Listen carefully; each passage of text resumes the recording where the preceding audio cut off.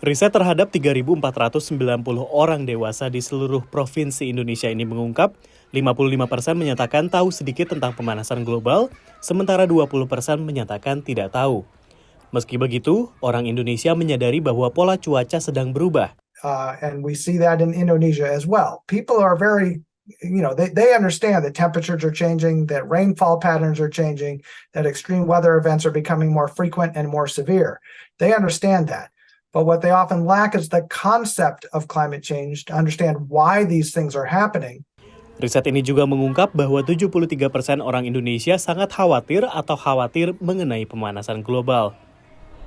Sementara itu, riset lain dari YCCC mengungkap bahwa Indonesia yang masuk ke dalam 15 besar negara penghasil emisi terbesar di dunia ternyata memiliki posisi bontot dalam jumlah warga yang menganggap perubahan iklim sebagai ancaman serius, yakni hanya 27%. Angka ini sekitar setengah dari rata-rata yang berada di Turki, India, dan Brazil, yang masing-masing sekitar 50% dan menempati posisi 5 besar dunia. Sementara Amerika Serikat yang masuk ke 5 terbawah memiliki 34% warga yang menganggap perubahan iklim sebagai isu mendesak.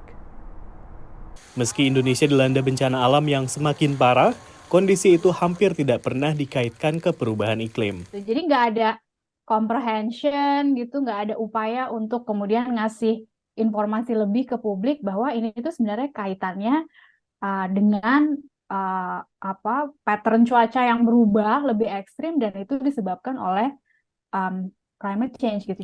Kondisi kesehatan warga juga nyaris tidak pernah dikaitkan dengan penyebabnya, ujar Nita Roshita yang sudah belasan tahun bekerja di isu lingkungan. Penyakit ISPA misalkan, itu penyakit ISPA ya polusi biasa gitu, ini akibat kurang menjaga kesehatan dan sebagainya, tapi tidak pernah melihat sebagai akibat polusi udara yang diakibatkan oleh PLTU, terus kemudian polusi kendaraan bermotor yang kita pakai sehari-hari, karena kan melihat kesejahteraan orang adalah melalui materi kan.